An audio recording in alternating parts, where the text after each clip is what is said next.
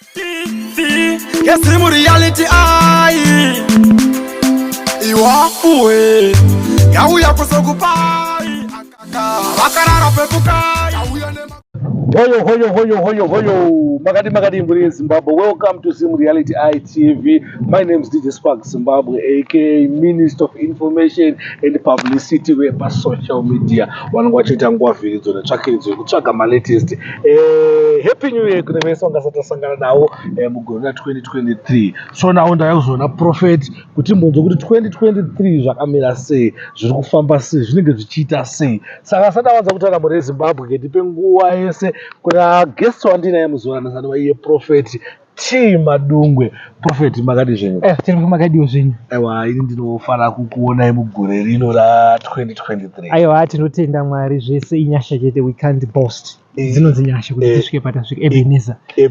Tinoti Ebenezer. Aiwa ndizvo munhu waMwari. Munhu waMwari makanda uya so. Tinenge tichida kuti tinzwisise nekuda kubvunza kuti gore ratadai kutarisana naro zvakamira sei. Kugona kuine zvimwe zvichange zvichiitika ikoko. Saka imi ndimi munokwanisa kutsanangurira mhuri yeZimbabwe kuti izive kuti gore rakambomira sei. Right, Gorenari, it's a good year. So recently Prophet was in heaven, so we discussed the main issues, but even the Ukraine and the Russia issue yaka appeared that we are no longer interested with the peace irambe isipo panyika. So Heavenly Army is the Heavenly Army commander. Very soon takati tichapindira, but atitaure kuti tinopindira in which way mu Russia and the Ukraine war. Saka Heavenly Army yakuchinyatsopindira zviri fundi so that pachita a victor or a winner or pachita the ceasefire or hondo ichipera. Saka madetails asati akupa kuti zvichafamba sei, but it's a great year even pamusoro penyika yeZimbabwe. The rains is good this year. God has promised that the rains is okay. Saka it's a great year. Then ngatichipinda idza takataura tiri kudenga, takataura nyaya dzakati wandei. Ndinoziva ndofunga kubva last year July kusvika gore rino iri ndaitaura nyaya dzema automatic advanced entry.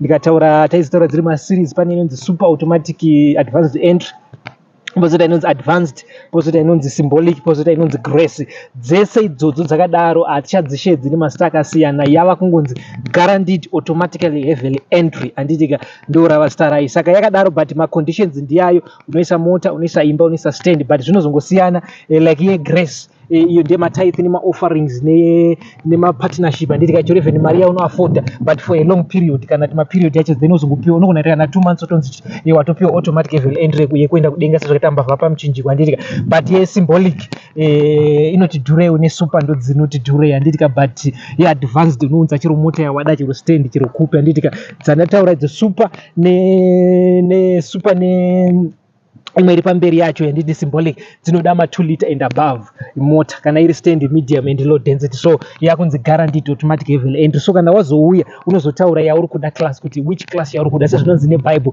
Vamwe vanenge vari kubheli raAbraham, vamwe vanenge vari kutsoka, vamwe vanenge kuti zvinosiyana malevels. Handiti saka ndo zviri panyaya saka dzese dzakungonzi guaranteed automatically heavily entry. Tiri papa pamaguaranteed papa. Nda kubvunza kuti unokwanisa here kuti uchienda kuchechi kwaunoenda chimbodo unoenda kana kuti maybe kwa prophet kuda kwashe Jose, ndika unokwanisa here kuVictorious Ministry, unokwanisa here kuti ubve ikoko unongwasa nguva yakuzopa imimi yakati even munhu akabva kuchechi kwake akanopa 2 liters yacho prophet wake. Parake zvazviri kuita ndezvokuti vafundisi tinoshandisa zvakasiyana. So Prophet Madungwe ndokaipiwa mission ichi sezvo zvakaita Noah. Handitika vanhu vava vakawanda but Noah ndiye akapiwa kuti chevaka areka. Handitika saka Prophet Madungwe ndo vakapiwa the mission. Saka it's only Prophet Madungwe and it's two. Church yedu yakadividwa into 2. Yedu inonzi remnant. Handitika but zvese zvima automatic zvinopinda inonzi the second coming of Jesus Christ. Ma preparations that kuita saka inonzi Christ evangelism. Yatwa evangelism haina basa nechurch kana chi. Handitika tongobata vanhu vese, saka zvinoenda under Christ evangelism. Handitika hazvisi zveremnant. Handitika ndezve evangelism ichibata kudzoka kwaJesu worldwide. The whole world tiri kuda kuti vanhu vaudzwe, vana Iran vanani kuti Jesu akudzoka, because panonzi shoko haringaparidzwi. Jesu haangauyi kusvika shoko raparidzwa kwese. Saka maresources achazoshandiswa sezvakaita Noah paivaka ake ainotora zvinhu achidi even vana Solomon vakavaka dzitembo. Handitika vane zvavaiwanawo zvinhu. Saka we see kuti ndo zvazviri kuita. Saka haonisi kune imwe chechi unogonza kune Prophet Madungwe muChrist evangelism ministry chati. wasa vachaparticipata pakuudza zvinhu izvozvo kuna Prophet Madungwe ndo vanhu vanongoenda ndo zvinhu zvachaiswa kuti nyika shoko risvike nyika dzese. Yeah, inonzi second coming of Jesus is Christ. Saka these are preparations, these are the requirements, substance. Ukudiwa kuti tinoita crusade kuIran, tinoita zvakati, tite kwakati, nditika dziri mota, dziri dzimba, mari dzacho, nditika ndo zvadzichashanda, nditika. Saka Matthew chapter 14 chapter 19 verse 21 panonzi go and sell and give to the poor, nditika. So giving yakagarepo Jesu for you to be perfect munhu angaita mutengesa anonzi chienda unotengesa upe varomba, nditika. So we see kuti kana takunamata tinotaura nyaya dzegiving pasina even Mwari, for God to love the world vakapa vasikana vakadzidzisa kuti ukangoti you love someone pakutofa kuita giving, anditika. Ukatoti wakutonamata pakutotaurwa zvegiving for God to love, anditika. Saka pesi panongonzi tinoda Mwari, todachi tinotoona negiving. Saka kana musati mapa musati matendeuka pesi pane love pafanira pane giving for God kuti wakangoti I love you too then what the principle, anditika. The principle the same in America yakapfuma because they give US aid yana UK aid because they are not poor, anditika. Saka takati in return tinovapa automatic advanced entry qualify for heaven, anditika. Ndo zvatakaita. Saka Jesus not for you to be perfect ausikuura ruta mutemo yes, anditika. Verse ndataura Matthew 19 verse 21 panonzo zvese uri kuita ausikuura kuti but for you to enter the kingdom of God go and sell and give the poor, anditika. Giving, saka giving ndo inoita kuti uchienda to eternal life, anditika. Ndo yetiri kutaura kuti zvakare, anditika. Alright, aiwa I think panyaya dzeautomatic heaven entry apa ndapanzwisisa izvi muri Zimbabwe I hope kuti yenda se yanzwisisawo. Alright, ko chimwe ndechipi? Right, pane mwe achikaziva kuti nyaya isatapinda kupana chimwe ndimwe nyaya ndinayo inova iyo nyaya yawingidi. Pane izvi kutendera pasocial media chona mamwe maaccounts akanyanya kuti zvoni makati imimi wingidi album is going to flop. Sikazoti ndimira zvoshiwa kana ndo maakaunti mukatozona. Alright, chazvinoita izvo ndiwanza kutaura kuti vanhu munobvunza pachurch line yedu kana kuti paprofile picture yedu mukaona isiri pamaplatforms edu haipo, handitika. I never said anything about Wingidi nini kuti his album mafake account maybe vanhu vasingadoji Wingidi kuti vanobva ngoti prophet vati zvakati so that vanhu vanofollow. So my ghost account I never said anything about Wingidi. Message andinayo ndeyaJapreza namakadzi kuvaimbi kana chitaura zvevaimbi currently, anditika. Gore rinoiri saka papa tinozopasvika mubatsanangura paJapreza naWingidi mune Zimbabwe. Because takaona zvinhu zvitenderera pasocial media bama wananga mascreenshot angakutendererwa hanzi naProfeti ndangoti mungopa clear pamo kuti hanzi naProfeti T Madungwe havana kumbobvira vataura anything about Wingidi or even Wingidi's album havana bvira mboti ane zvakoto zvezvamuri kungonzwa izvozvo zvinova nyaya dzekuita semanyepo. Right, but Prophet wakutaura kuti ivo message yawainayo ndeyaJapreza namakanzi. Saka ngeti tinzwe manje kuti zvakamira sei tanangura muri Zimbabwe. But tingati patakaenda kudenga recently Prophet was in heaven, always ndogara ndiku heaven, every day I enter heaven, anditika. We discussed about these two musicians chitaura nyete taura automatic advanced entry, anditika, kuti tugadzira kuya kwa Jesu Kristu. Saka now takunotsvaka toda kubuilda the strongest team, anditi evangelism, anditika. Saka even vaimbi tichapota chitovatora even venyika even vechi, anditika. So makadzi akanzi naMwari as an order, anditika. You must leave my piano and come to the gospel. Toda achimba gospel as we are into the season of preparing the second coming of Messiah. Ari kunzi ngachisiya zvekushama, ngachisiya zvemadhanzi zvake zvaenditika. Achiuya kuzoita zvekuimbira Mwari, ndo zvatiri kuda. Tichatozomutora tomuimbisa kumacrusades edu atichita evangelism eworld, anditika. Ndo zvakataurwa about makadzi weku-South Africa, anditika. Then tina Japreza zvakare. Japreza ari kudiwa is the most wanted man on earth right now as I'm speaking by God kuti auye futi kubasa raMwari, anditika. Muna nzvimbo yepa gospel but Mwari oda kuti aite a minister of God or a man of God, anditika.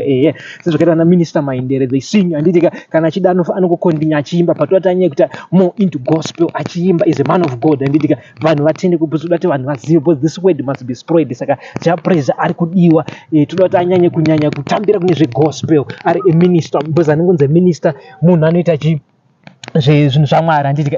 Tinoshedzwa naMwari zvakasiyana. Umwe kana achitora a man of God achinoita giving chete ari muchechi kana achitotsvaira, anditika. Ndo zvatiri kuda nokuti David ainzi airema 1000 upon 1000 vanhu vaiuraya, anditika. So iko zvino takuapproacha second coming of Jesus Christ.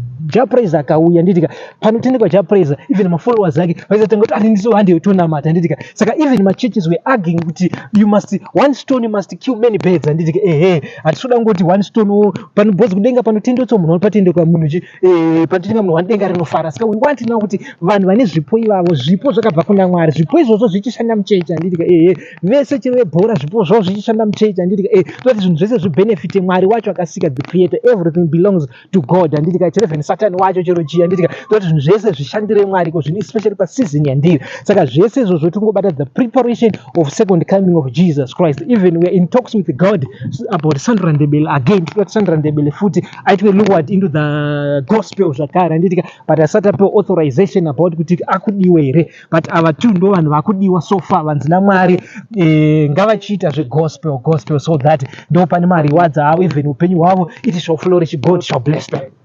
Right.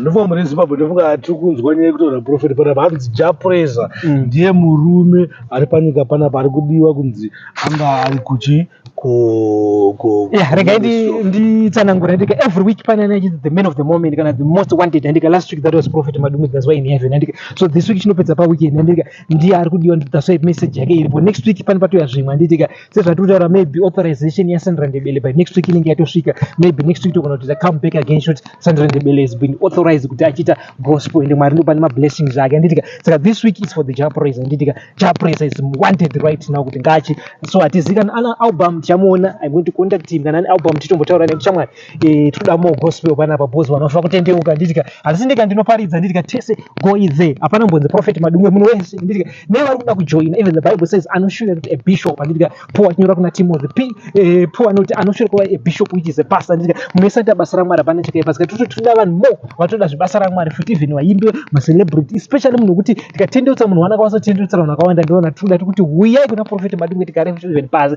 nevatisina kudoma tikuordaine futi muite basa raMwari handitika right but achikupira kuti next time pamuri kuenda kudenga munongona kutaurawo naJehovha pamusoro paLady Squander pamwe kunanga achidiwa futi kuti aitewo futi zvinhu zvaMwari.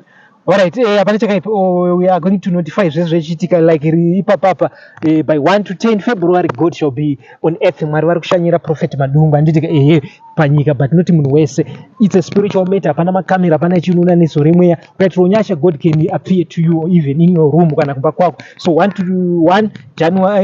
February to 10 Prophet shall visit the Lord. So vane mota dzavo dzimba zvii munozouya wobvunza kuti uda papi pacho class yawo kukwanisa wobva waenda kudenga even offerings munhu wese venza poor the rich wese vari kuenda saka unoya panamba yedu yechurch line yandotaura ise yamataura yawingi dia unobvunza pachurch line kana isiri pa profile picture yedu haisi message yedu kana isiri platforms yedu saka unobvunza pa 0776231156 saka ndidzokorodze panamba yedu inoti 0776231156 namba yedu inoshanda ukaona pa even uchibhuka uchidi ayo pasina namba iyo havasi Prophet Madungwe handiti even paequocation ubesa talent Madungwe saka ndo namba inoshanda iyoyo saka may God bless you all chakuramba chikuudzai zvakawanda kana wewe na Lady Squander vanzi vawe tinokuudzai but Sandra Ndebele ndiye ari into the talks right now asati pedza matalks acho tinoba mapedza pano yaMwari pa 1 to 10 February zvakare tinozonzwa tichitaura alright aiwa ndabanzi ndofunga muri Zimbabwe muri kunzwa zvekutaurwa naProphet Madungwe ari kutaura iwo kuti zvoni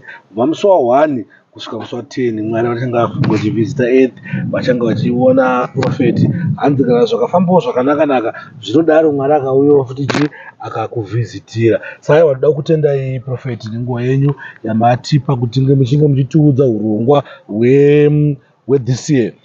I tinotenda Minister of Information on social media. I'm happy today that I'm having meeting the Minister of Information. Publicity itaibasa getso basa tichingorwa basa tongoimba kuti munenge muchiri kuti namatiro tichamba tichita basa saka muri Zimbabwe ndafunga namba dza Prophet Madungwe vandazobata Prophet Madungwe namba ndodziri pascreen apo munovabata ipo papa mutaura nawo ndafunga mazvinzo zvichako kana paiko zvinhu zvinoti talent Madungwe saka kuona iwewe zvisiri kutaura izvozvo kuti warasika kusiku kuna Prophet. Thanks for watching, thanks for supporting Zim Reality ITV. My name is DJ Spark Zimbabwe aka Minister of Information and Publicity with social media. So guys, kana chungo chitoda ku YouTube, please don't forget to check out in Facebook page yedu yakanzi DJ Spark Zim Reality ITV. Kwa chombo chituna ku Facebook, don't forget to check out YouTube channel yedu yakanzi Zim Reality ITV. Well, always remember, fear not, sin not, whether you like it or not, the truth is the truth.